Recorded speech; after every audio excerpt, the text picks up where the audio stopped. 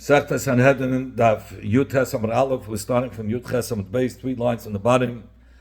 We learned in the Mishnah, Chelitz v'Cheltzin, that a Kohen Gadol could perform Chalitza, and Chalitza may be performed, but a Kohen Gadol cannot do Yibum because he's not allowed to marry an Almana. The fact that Gemara on the Sefer where it says cannot be meyavim, the Tanam learned words from the Psukim that in any case a Kohen Gadol is not allowed to be meyavim the wife of his brother who died without children. This that he cannot be meyavim doesn't make a difference if the brother died from engagement or from marriage. In fact, it's understood from the Suyin that the Kohen Gadol cannot be meyavim because even though there's a mitzvah say that the Yavim should be meyavim the wife of a brother who died without children, nevertheless, a Kohen Gadol is not allowed to be meyavim because he has a double isur. It's the first law say it says kim bisula. He has no isha. He can only take a psula virgin, and she's not a virgin. So that's one isa. But loisasa, and there's the loisasa amana loisikach versus says the Gemara ve'ein asay doich loisasa v'asay, and the asay of mitzvah yivum cannot push away the loisasa of amana loisikach, and also the asay of himsul me'am of yikach isha. So. And the eliminatus, in fact, you might have eliminatus. Amai, why shouldn't a Kohen Gadol be permitted to be meyavim her? The Eishes Achiv, he's not warned only on a lav. Mitzad the psula, the assay of a psula, kim psul ma'am of yikachisha doesn't exist. She's still a psula. So the only is the lois assay that almana la yikach. So if so. I say, the mitzvah of Yivun should come, and override the lois say that a Kohen Gadol cannot marry a almana. And for the Gemara, the midah attack is a mitzvah on the Kohen Gadol to be meyavim the almana of the brother from Edison. This is for sure. The say overrides the lois say.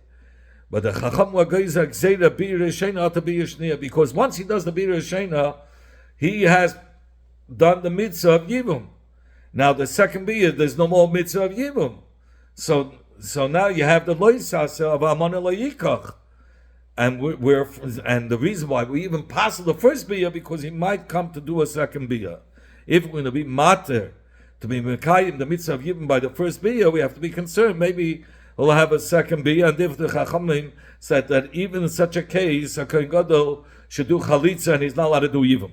Tanya Namehach Milit Nabraisa similarly in Kadmu Ubalo Biyirashena, if the Kohen Gedalim didn't do a Beila, lived cohabitated with the first Biyah with the Eishes Achiv from Edisin, Kanu, he's Kaina with this Yivum.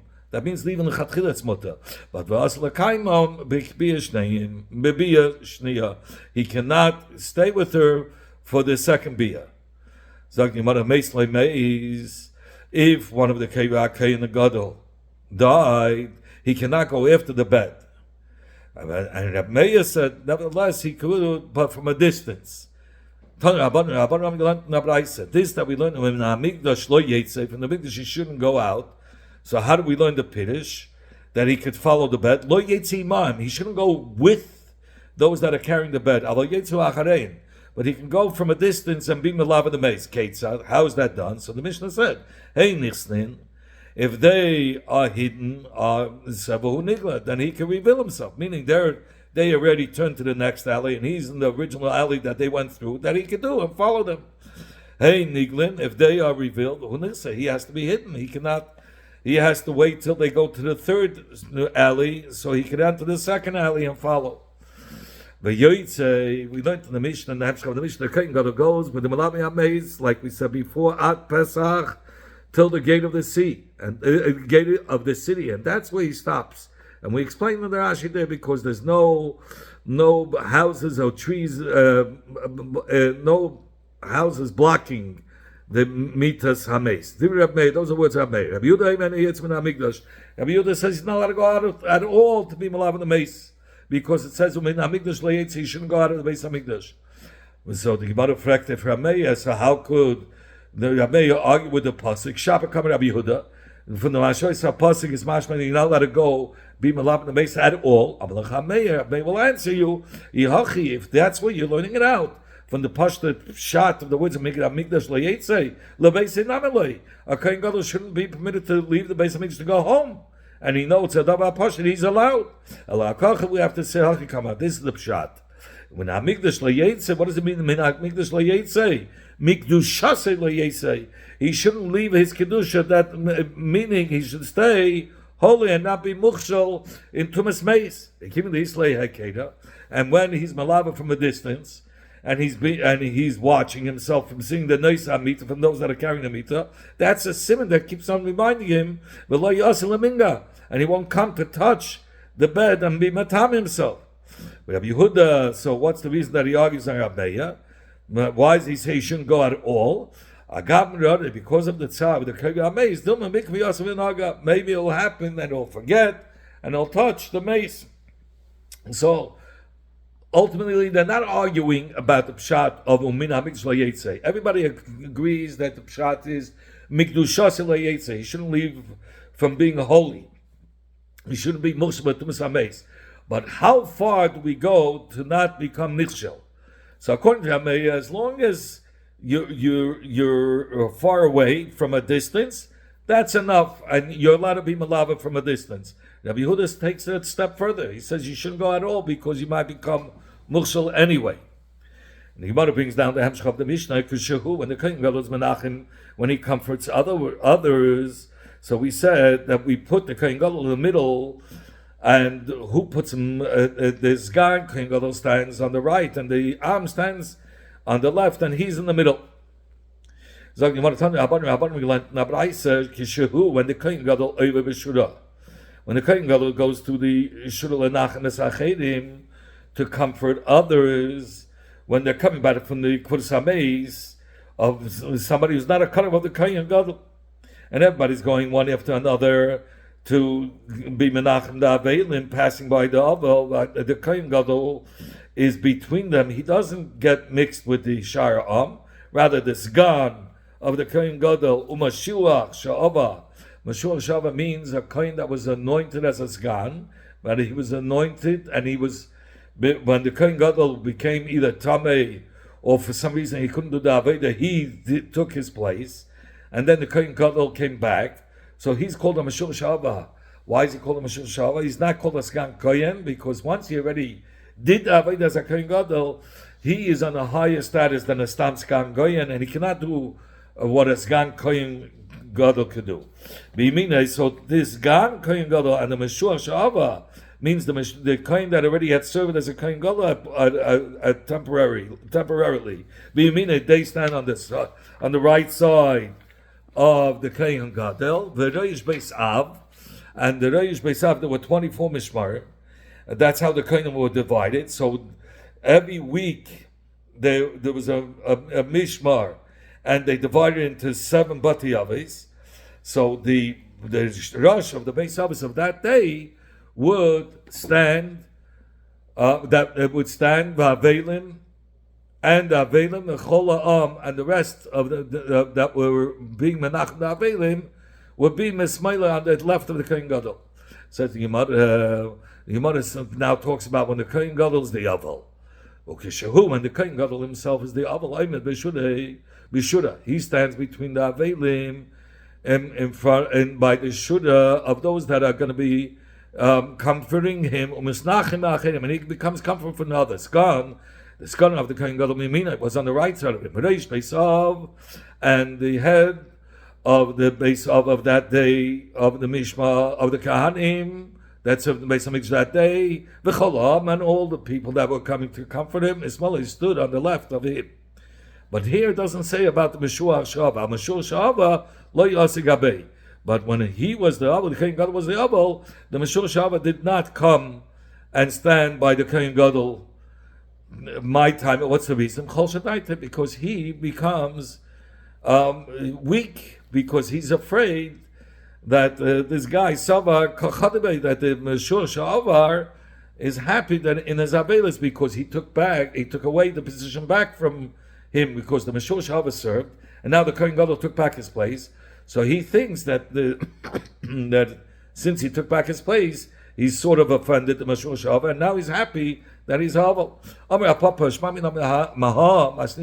this price we learn out 3 limudim. Shmamina, Hainis Gan Haimamuna. That whoever mentions the Mishnah is Memuna. The Kavanah is to Zgan Kohen Gadol because the Mishnah mentioned Memuna, and here we're saying also the Inyan of Zgan. So you see, it's the same thing. In the Mishnah it says Hamamuna Mematzai. So you see, and over here it says Zgan is the one who goes on the right of the Kohen Gadol. So both have the same person. And we also learn out that the Avelim stand in one place, and the people who are comforting the Avel pass by the Avel, while the Avel is standing in one place. That meaning that the Avelim on the left and the those that are comforting him go from the right. So because we learned that the Kohen Gadol who comes to be Menachem, the Avel is on the left. But his Shena in the beginning, the minute was the Avelim would stand and all those that came to comfort would pass by the Avel. And the two families that were fighting with each other. This family said, we're going to go first to be Menachem Moel. And the other family says, no, we're going to be the first ones. So they were masaking that the people who are comforting should stay in one place. And the Avel should go through. The Gemara now gives a simile to these 3 takones that the Rabbi Bachama said the name of Rabbi Yossi.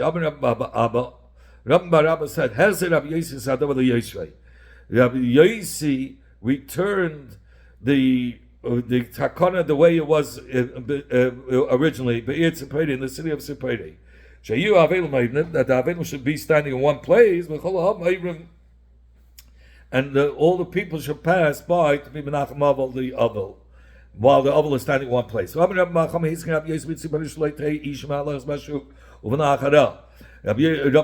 said, Rabbi Yossi had been misaken that a woman shouldn't walk in the marketplace with her son behind her. Shemaisa show you because of a story that happened. That there was a woman walking and the child was behind her and was kidnapped. And a man later on came and told her, I know where your son is, come follow me. And he showed her where, and she was violated. So that's why the misaken that she shouldn't walk with the son behind her.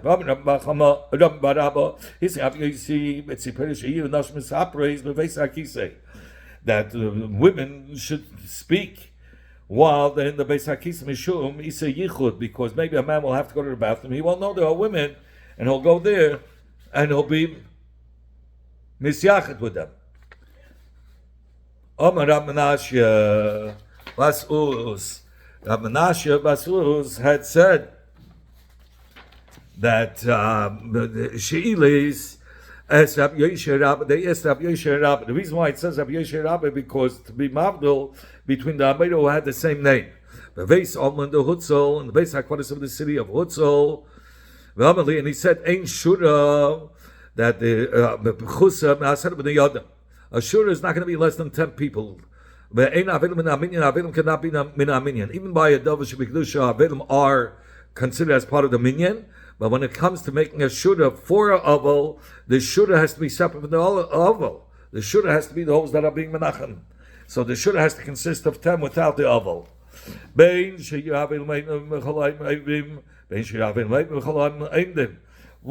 the avelim are standing and all the people are passing to be comfort them, whether the avelim are passing by the people and all the people are standing, in either case, the shura has to consist of 10 people.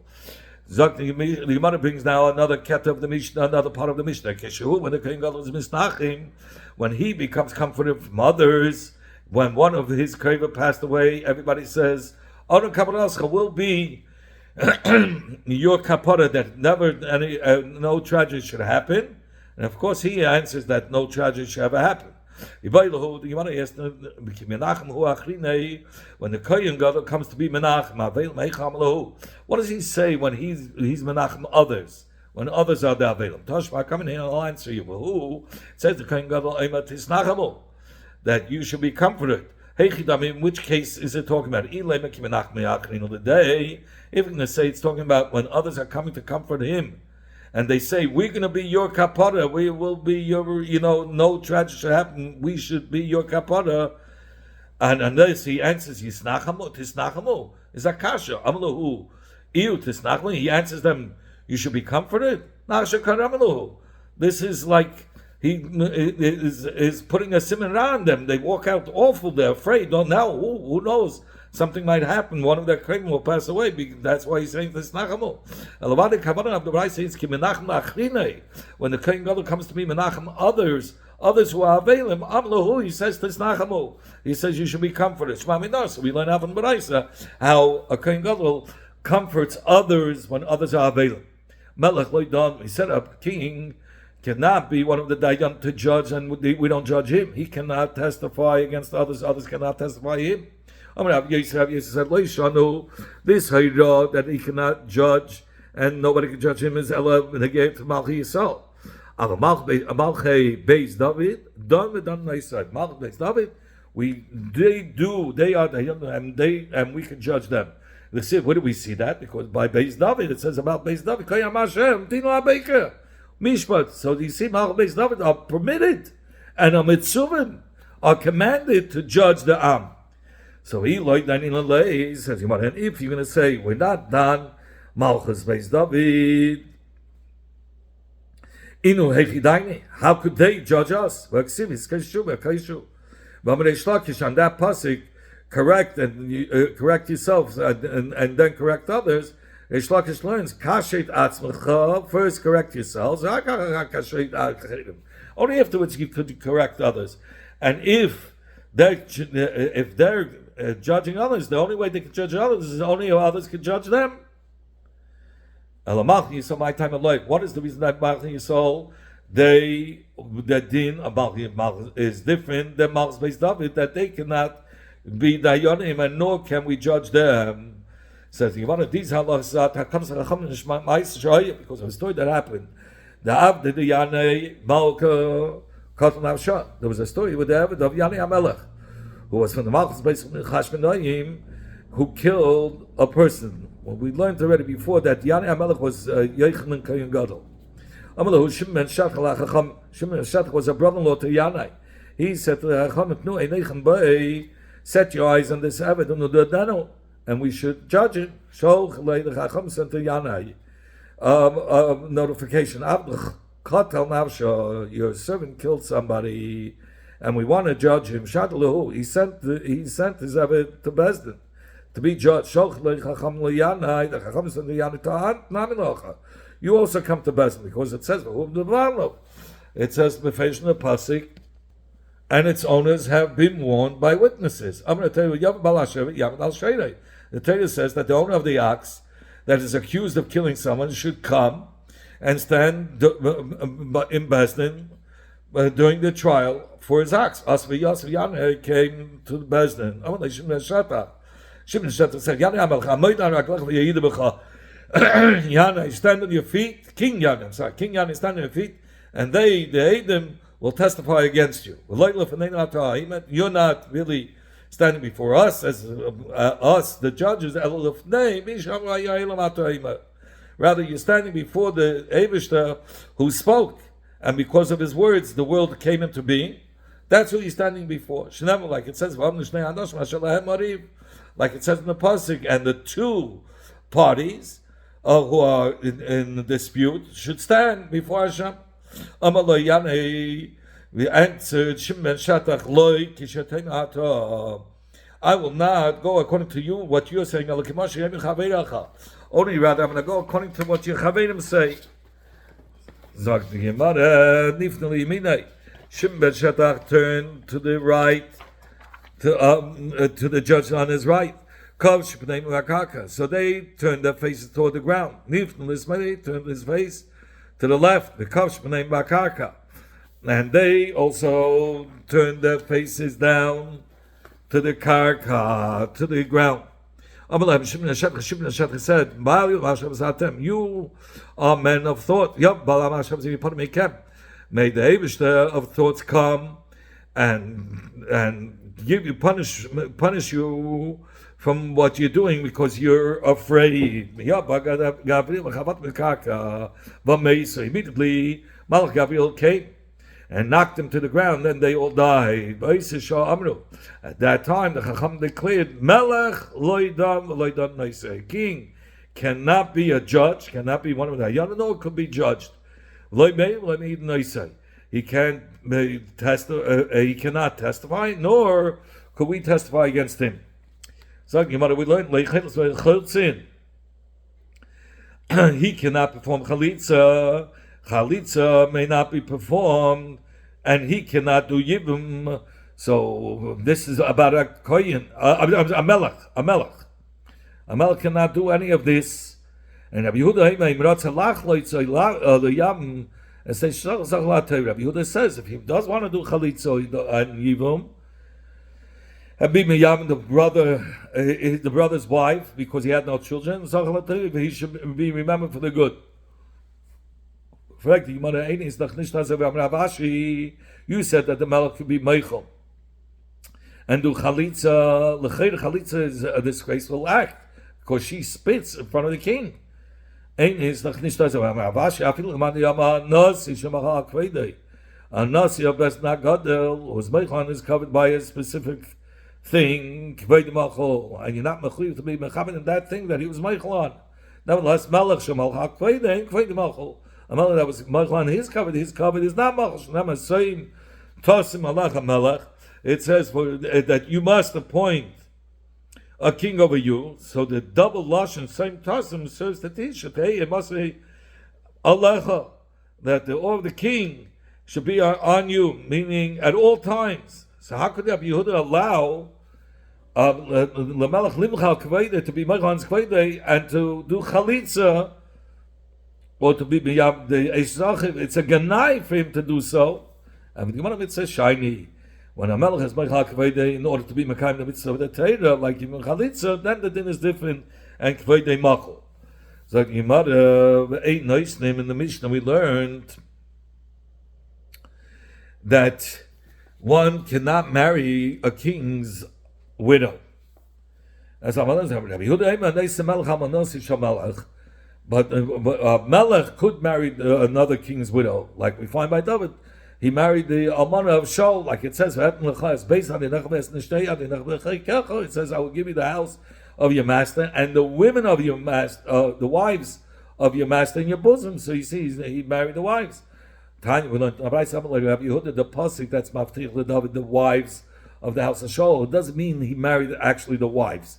That means the women that was from the house of Shaul that were mutta for him to marry, and not the actual wife of Shaul. Mind you, who are those women? Made of the benais of the daughters of Shaul HaMelech, but the wives of Shaul were forbidden to him.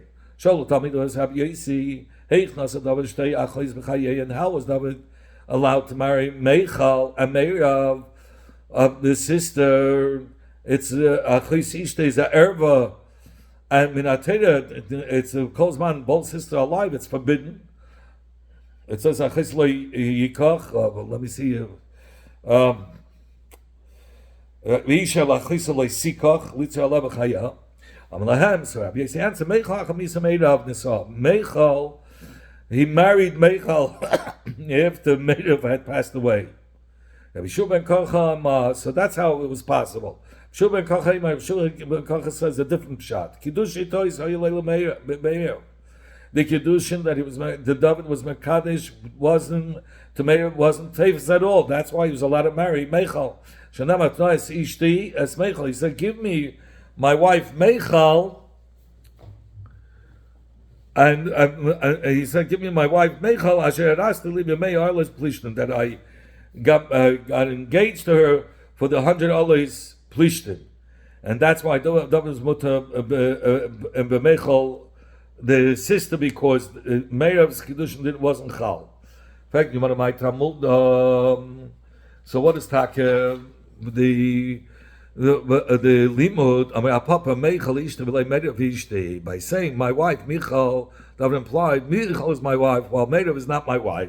So that's how you know that the Meirav's Kiddushim wasn't Teifas, and that's why there's a lot of married Michal, according to Rabbi Shua ben Kocha, versus Rabbi Yossi, who says that he married her after the death. In fact, what was the Kiddush Tais that he had with Meirav? See, it says in the pasuk,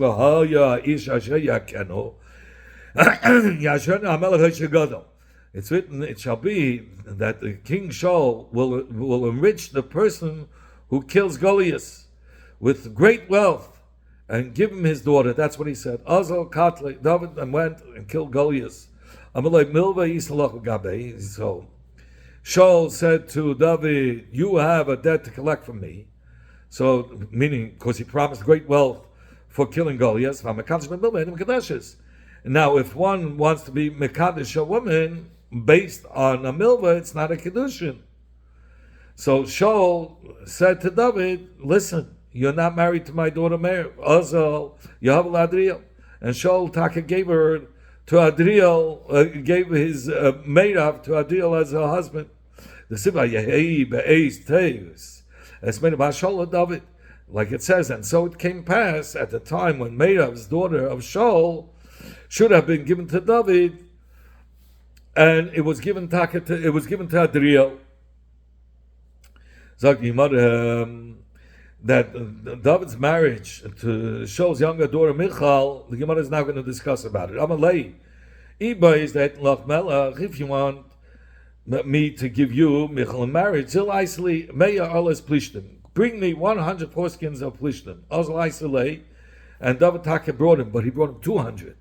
I mean, Shaul was really trying to kill him, because we know that Shaul, the women were singing after David HaMelech killed Goliath, that Shaul killed thousands, and David HaMelech that was singing killed tens of thousands.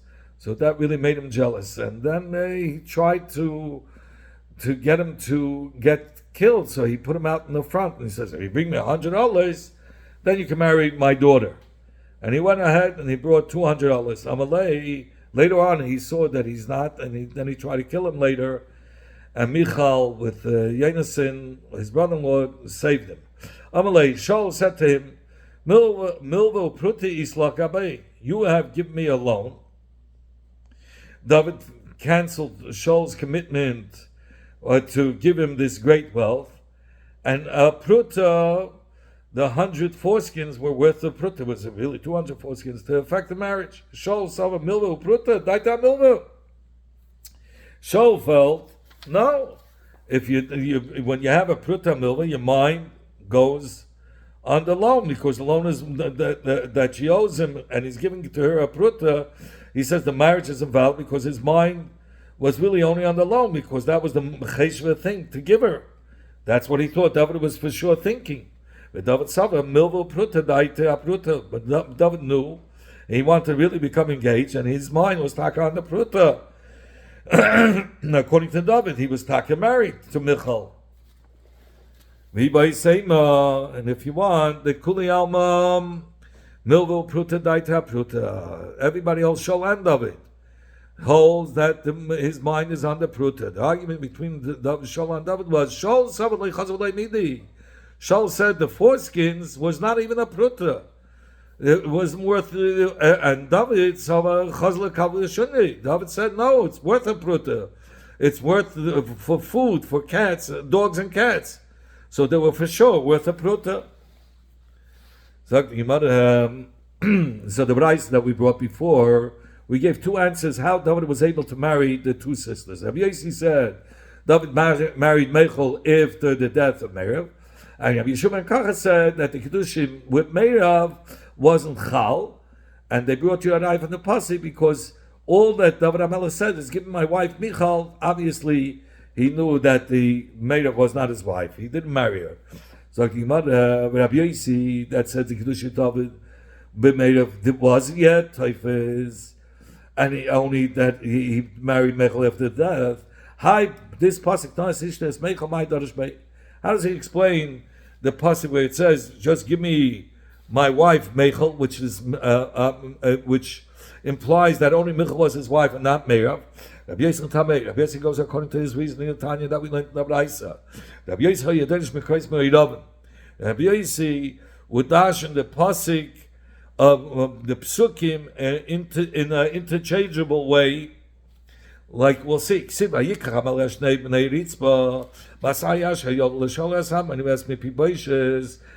when Melech David took the two sons of Ritzvah, the daughter of Aya, and she gave birth to Shaul, Amoni, and Mipibaishes, Veschamesh b'nei Michal, Asher Yoled Riel, Ham Chaylasi, and the 5 sons of Michal, daughter of Shaul, that gave birth to Adriel, Ham Chaylachi. So the pasuk is difficult to understand because it says that Michal had children from Adriel. Adriel and the son.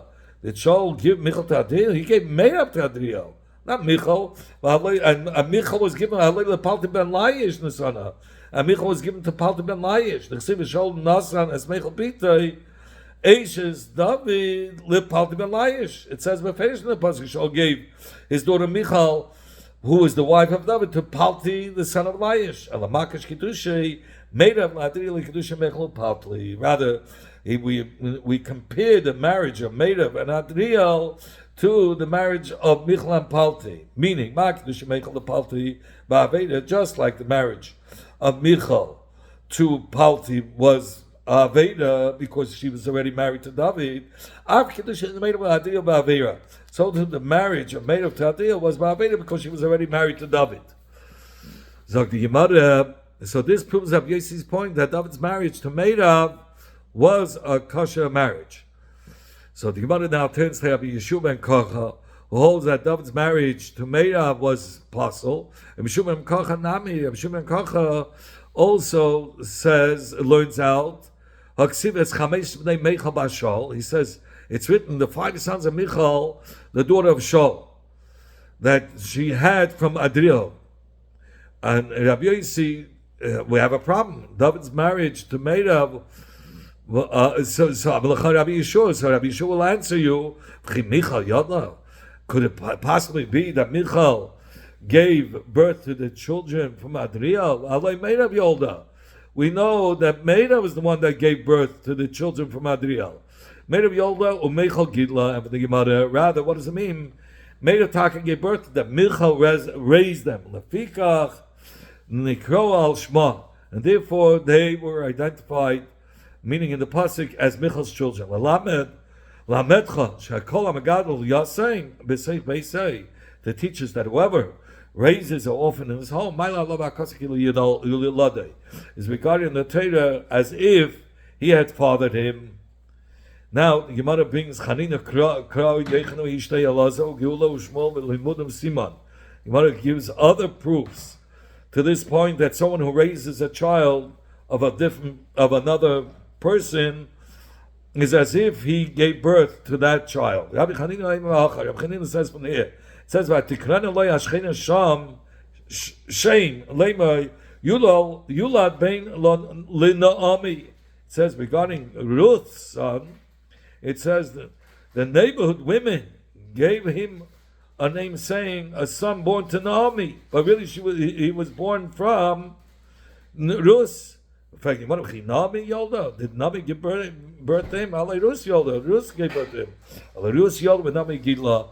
Now it means that Rus gave birth. Naomi raised him. That's why he was called as the child of Naomi. Another right, Rabbi Yechonam Mahacha says, "Ve'ishtei haYehudiyah Yoldas Yared Avi Gidei V'Geima," and Kalev's wife Yehudiyah, means Bisya, the daughter of Parei, had Yered, who was the father of Gedei. Chever, father of Sachai, Yekasiel, who was the father of Zanoyach. So these are the sons of Bisya, the daughter of Parei, whom Mered married.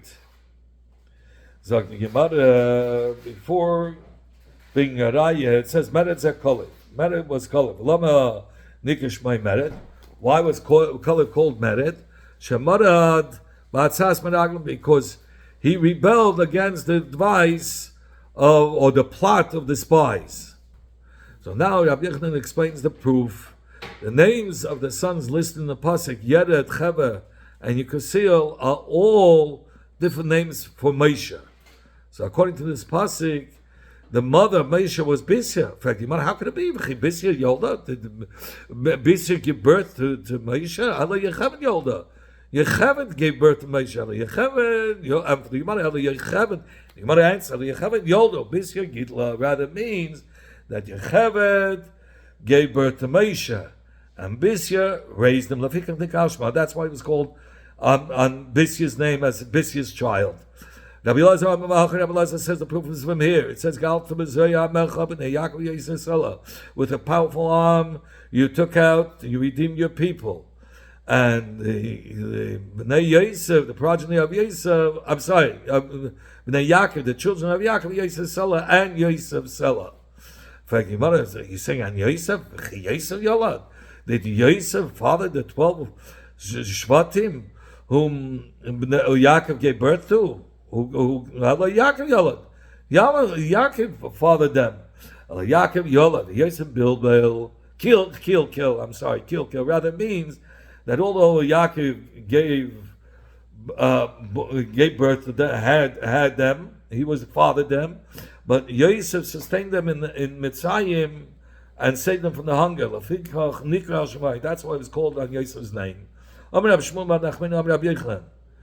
Bar Nachmani said in the name of Rabbi Yochanan, whoever teaches the sons of his friend, the Torah considers it as if he gave birth to him. Like it says, it says, these are the children of Aaron and Moshe. And it only mentions Aaron's children. And in the pasuk it says, these are the names of Aaron. And it says Nadav, Avihu, Elazar, Sama, and it doesn't mention any names of Moshe's children. And nevertheless, it says Moshe, Aaron Moshe, the pasuk is telling you that even though Aaron fathered the children, Moshe taught them Torah. That's why they were called on Moshe's name also. So, another teaching about children. That the others can take the schus of them. It says, therefore, so says Hashem, to the house of Yaakov who freed Avraham. What does it say? Where do we find that Yaakov redeemed Avraham? Yaakov saved him from having to bring up children. And this is the meaning behind this, that which is written, now Yaakov will not be ashamed and his face will not be pale. Now that Yaakov will not be ashamed because of his father Yitzchak, and his face will not be pale because of his grandfather Avram, because normally the generations get weaker and weaker. So l'cheda, when Yaakov would look towards Abraham, he would be pale. He would say, how could I compare myself to Abraham? But now that Yaakov achieved a level of greatness higher than even Abraham, because he had the 12 Shvatim and he brought them up, that made him into a higher level than Abraham. So now we're going back to before that about David's marriage to Michal. So Shaul considered it invalid and gave her to another man, to Palti ben Laish. So the Gemara now addresses the difficulty that in one place this man is called Palti, in another place he is called Paltiel. Palti. One person it says Palti, it says Paltiel. Rabbi Yochanan explains. Palti, Shmei's real name was Palti. Paltiel. Why was he called Paltiel? Shapilteil min ha'aveda. David saved him from sin, that he never had intimate relations with Michal. Ma'asa. What did Palti do to prevent from sinning? He dug in a sword. He stuck a sword between himself and her. He said, whoever engages in the act of intimate relations shall be killed by the sword. But it's written when David took back Michal, her husband went with her, meaning Palti. If Palti never had intimate relations with Michal, why was he called a husband? And he became like a husband to her. It says in the Pasuk, it's written that Palti was walking and crying. But if he never had relations with Michal, so what was he crying? Why did he grieve over the return to David? He grieved over the mitzvah of abstaining himself from her. He got such schar, and now he was losing it because Michal is going to David, and he won't have this Yetzer Hara anymore. So it says, Ad Bachurim, Palti was together with Michal, even when they were older, but they reached like Bachurim. They were like young people. That they both, the pasuk interprets it that even though they were older, but they had become like young youths who had never experienced cohabitation. Rabbi Yochanan gesagt, Teikes shel Yosef an v'sanusei shel Boaz. The Teikef of Yosef is modest, small relative to the trial that Boaz went through. Teikes shel Boaz, and the Teikef of Boaz that Boaz went through, and v'sanusei shel Palti ben Laish, was relative, small, legabi what Palti, the son of Laish, went through. Teikes shel Yosef an v'sanusei shel Boaz. Yosef was that he had to win over the Nisrayan from Potiphar, was smaller Gabi Boaz because it's in the middle of the night. The man Boaz was startled. He turned about by Yilafis, and a woman Rus was lying at his feet, exposed. My Vayilafis, what does it signify? What does it mean Vayilafis? That his Eva became as hard as the head of a turnip, as a lafis. Zog the mother, take Shabbayas, we are now on Daf Chav, take Shabbayas, the overcoming the Yetzar of Bayas, and if it's Sunus, it shall Palti ben Laish. Was small Gabi Palti ben Laish. Like we said, Palti lived with Michal. It wasn't only a one-day incident. He lived with her. His trial lasted many, many years. So he was much greater than Boaz. What is the meaning in which is written? Many daughters have acted righteously, virtuously, and but you rose above them all. Many daughters have acted virtuously. This is referring to Yosef and Boaz.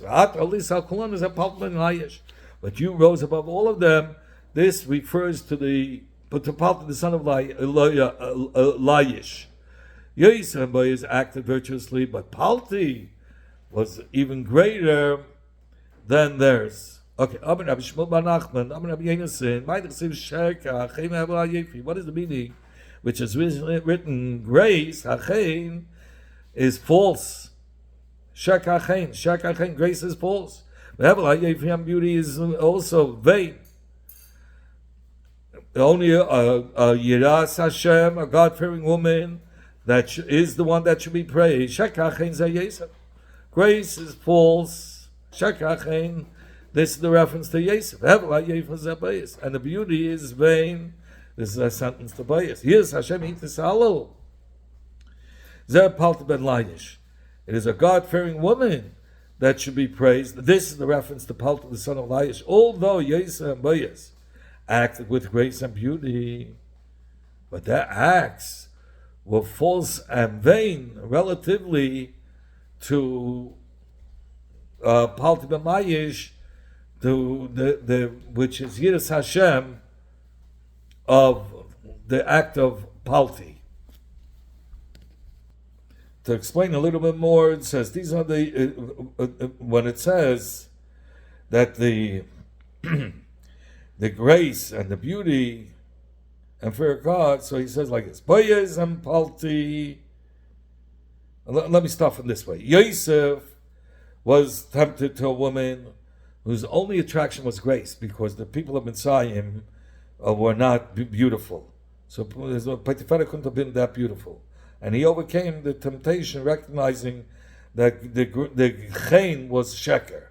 Boaz, who was tempted by Rus was beautiful. And he overcame the temptations of the beauty of Rus. Palti was married for many years to a woman who, according to Shaul, was allowed to be married to him. So he is described as a God-fearing person because only the Yiras Hashem will prevent someone from committing such an act that is only, which is only in question whether it's forbidden or not.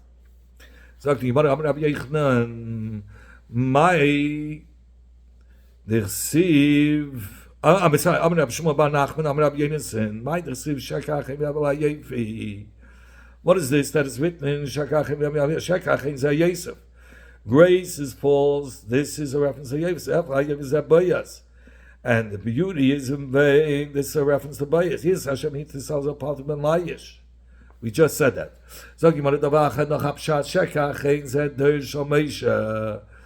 Shekachein is grace is false. This is a reference to the day of Moshe, the generation of Moshe. And Hebra Yefi is referring to the generation of Yeshua. Yes, Hashem Hitzal, and a God-fearing woman that should be praised. This is a reference to the day of Chizkiah.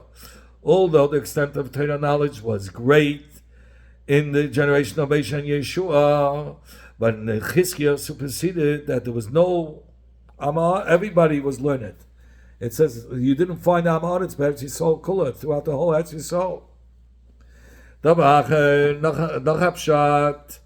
Shekachein said that Yeshua. Shekachein is referring to the generation of Moshe and Yeshua. Rabbi Yefin said that Chizkiah. Rabbi Yefin is referring to the generation of Chizkiah. Yes, Hashem Hitzal that Yehuda Rabbi Eloi is God. Yes, Hashem Hitzal is referring to the generation of Rabbi Yehuda ben Eloi. And the Gemara now tells you the greatness of the generation of Rabbi Yehuda ben Eloi. Amar Allah Rabbi Yehuda ben Rabbi Eloi. They said about Rabbi Yehuda ben Rabbi Eloi, Yeshish Talmidim Miskasim Metalis Achas. Because they were so poor, 6 of his Talmidim would cover themselves with only 1 talis, and still they would learn Torah, they would be preoccupied in learning Torah with a shkida.